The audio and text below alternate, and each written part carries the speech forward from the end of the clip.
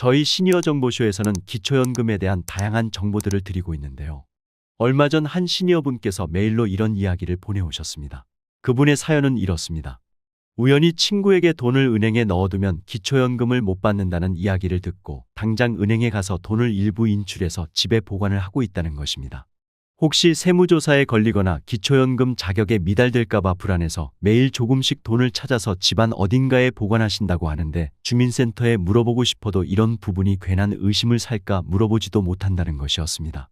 그래서 도대체 은행 예금이 얼마나 있으면 기초연금을 못 받는지 가르쳐달라는 내용이었습니다. 이렇게 기초연금 수급과 관련하여 은행 예금이 얼마나 있어야 기초연금을 받을 수 있는지 잘 모르는 시니어분들이 많습니다. 정부에서 너무 복잡하게 설명해 놓아서 기준에 맞추기도 어렵고 시니어분들이 직접 기초연금 수급 자격에 대한 계산을 해보기도 쉽지 않기 때문입니다.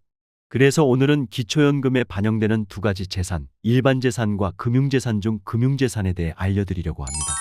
특별히 오늘 영상 마지막에는 기초연금에 대해 시니어분들이 많이 궁금해하시는 질문 위주로 답변하는 시간을 준비했으니 오늘 영상 끝까지 확인하셔서 많은 시니어분들이 2024년 기초연금을 신청할 때 꼭 도움이 되셨으면 좋겠습니다. 생활이 넉넉하지 않고 고정 수입이 없거나 너무 적다면 당연히 기초연금 자격에 대해서 알아보셔야 합니다. 기초연금에 대해서 간단하게 정리해보면 기초연금은 2023년 현재 만 65세 이상 어르신들을 대상으로 소득 하위 70%에게 지급되는 복지제도입니다. 수령액은 단독 가구이신 분들은 최대 32만 3,180원, 부부 가구이신 분들은 최대 51만 7,080원이며 소득과 재산에 따라 차등 지급됩니다. 기초연금 수급 조건을 계산할 때는 여러 가지 재산 기준을 보는데 통장 잔액, 보험금, 근로소득, 이자소득, 자동차, 부동산 등이 있습니다. 그 중에서 오늘은 특별히 금융소득이라는 항목 중 은행에 예치된 현금에 대한 것만 알아보겠습니다. 먼저 우리가 자주 사용하는 통장의 종류는 두 가지로 나눠볼 수 있는데요. 바로 자유입출금 통장과 저축통장입니다.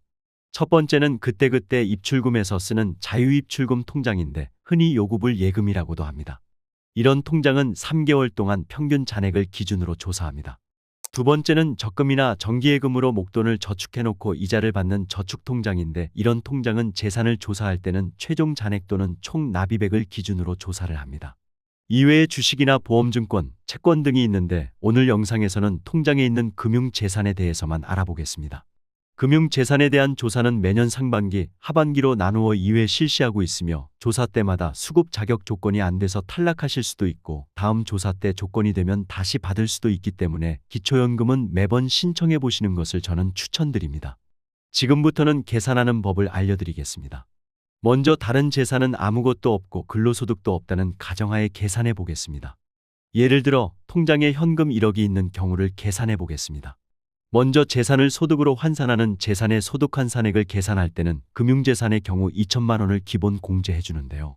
일상생활을 하면서 품위 유지를 하거나 노후자금으로 쓰셔야 하니 한 가구당 생활비용 등으로 2천만 원은 기본 공제를 해주는 것입니다. 아래 공식을 보시면 현금 1억 원에서 2천만 원을 빼고 계산을 시작합니다. 8천만 원을 소득 환산율이라는 금액으로 4%만 연소득으로 잡는데요.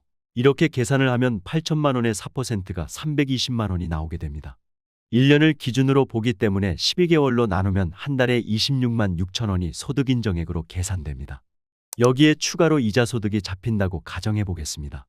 은행 적금이자가 5%라고 가정하면 1억에 대한 5%는 500만 원이고 12개월로 나눠주면 약 41만 6천 원이 나옵니다.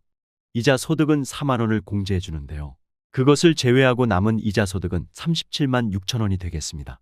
따라서 원금 1억에 대한 소득은 월 26만 6천 원, 이자소득은 37만 6천 원이기 때문에 두 숫자를 합하게 되면 약 64만 2천 원이라는 금액이 소득인정액으로 계산됩니다.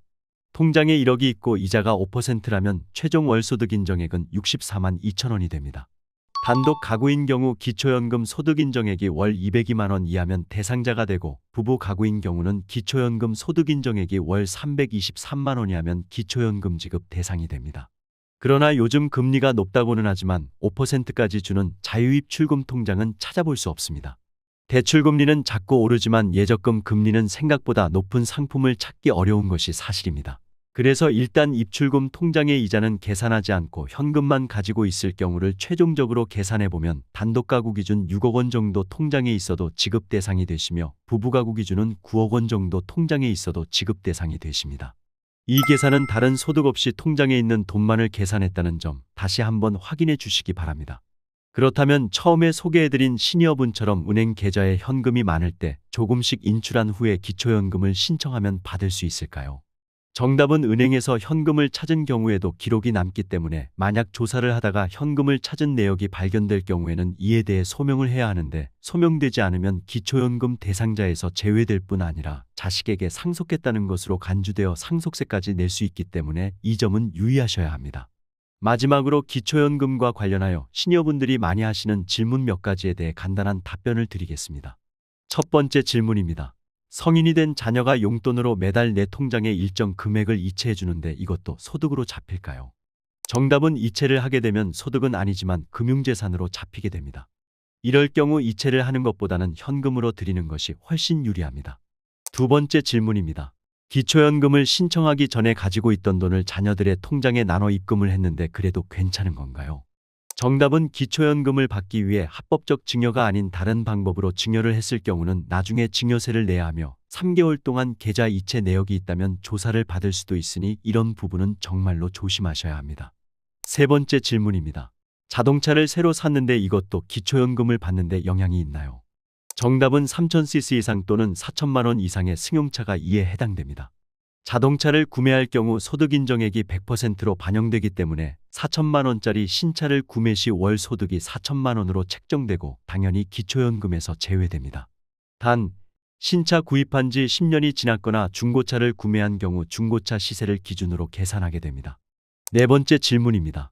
자녀가 신용상 카드 발급이 안 되어 부모의 신용카드를 사용하고 있고 매월 꾸준히 부모의 통장에 카드값 200만 원 이상을 입금하여 카드값을 갚고 있다면 이것도 기초연금 수급에 영향을 줄 수 있을까요?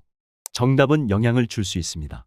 금융기록도 모두 조사하기 때문에 결국 자녀가 사용한다고 하지만 부모의 카드 사용은 소득이 될 수 있기 때문에 부모의 기초연금 수급에 영향을 줄 수 있습니다. 다섯 번째 질문입니다. 올해 기초연금 신청 후 탈락했습니다. 앞으로 기초연금 지급 대상에서 제외되나요? 정답은 기초연금은 한번 탈락했다고 해서 평생 기초연금 지급 대상에서 제외되는 것은 아닙니다. 소득 재산이 변동되어 선정 기준에 적합할 경우 언제든지 재신청이 가능하기 때문에 늘 기초연금에 관심을 가지고 변경되는 부분들을 확인해 보셔야 합니다.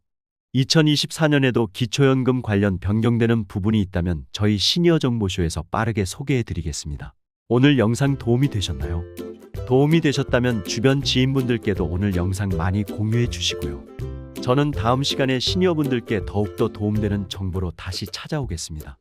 오늘도 끝까지 시청해 주셔서 감사합니다.